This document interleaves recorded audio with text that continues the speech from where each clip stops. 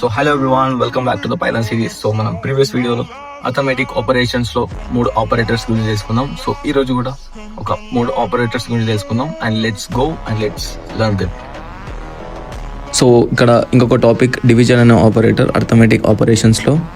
So బేసికల్ division అనే operator ఎట్లా పనిచేస్తుంది, అది మనకు అవుట్పుట్ అనేది కోషంట్ అవుట్పుట్ ఇస్తుంది.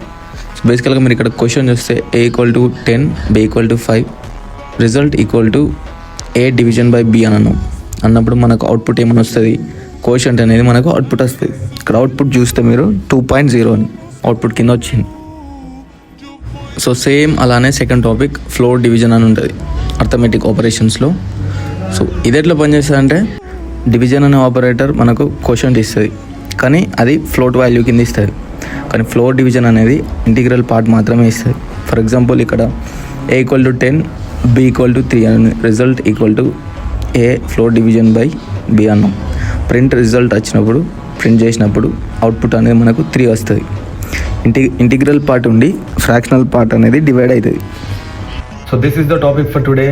If you need Python related content, then don't forget to follow me. See you in the next video. Bye.